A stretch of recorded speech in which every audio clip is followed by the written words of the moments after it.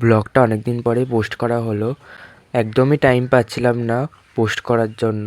যাই হোক, আমরা কালীপুজোর পর আমরা নৈহাটিতে চলে গেছিলাম বড় মা দর্শন করতে। আগের বছর যেখান দিয়ে ঘুরিয়েছিল এবছর অনেকটা বেশি ঘুরিয়েছে। অনেকটা হাঁটার পরে সামনে একটা ভালো প্যান্ডেল ছিল, ওখানে ঢুকে গেছিলাম। আর ঠাকুরটাও খুব সুন্দর ছিল। আমরা দুপুর দুপুর চলে গেছিলাম, ভেবেছিলাম হালকা ফাঁকা হবে, কারণ বিকালের পর থেকে খুব ভিড় হয়। বড় মার এখানে প্রত্যেক বছর ভিড় হয়, এটা জানা কথা। কে আসবে বলে এখানে বাঁশ দিয়ে গার্ড করে রেখেছিল। এইবারে ভালো করে দর্শন করতে পেরেছিলাম বড় মাকে আগের বছর তুলনায়। বড় মার পথে যেই ঠাকুরগুলো পড়ে সেইগুলো দেখতে দেখতে, যেহেতু আমরা বাড়ি থেকে কিছু খেয়ে যাইনি, তো ওখানে গিয়ে আমি আর অনিন্দিতা লস্যি খেয়ে নিলাম। নৈহাটি 4 নম্বর প্ল্যাটফর্মের ওদিকে ঠাকুরগুলো খুব ভালো ভালো করে।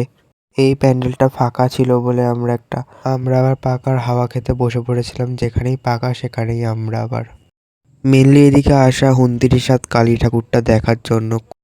সামনেও একটা ভালো প্যান্ডেল করেছিল। এই প্যান্ডেলটায় কুলার ছিল, মানে ওখান থেকে যেতেই ইচ্ছা করছিল না, তাও ভলেন্টিয়াররা বলছে চলো চলো চলো। আমরা কুলারের সামনে দাঁড়িয়েছিলাম বলে, ওই দিনকে একটা জায়গায় প্রসাদ দিচ্ছিল বলে আমরা প্রসাদও খেতে বসে পড়েছিলাম। এই জায়গাটা ব্যাপক লাইটিং দিয়েছিল, ব্যাপক লাইটিং, বেস্ট লাইটিং দিয়েছিল। যাই হোক, ব্লগটা ভালো লাগলে পরে লাইক অ্যান্ড সাবস্ক্রাইব করে দিও। নেক্সট ব্লগে দেখা হচ্ছে, টাটা।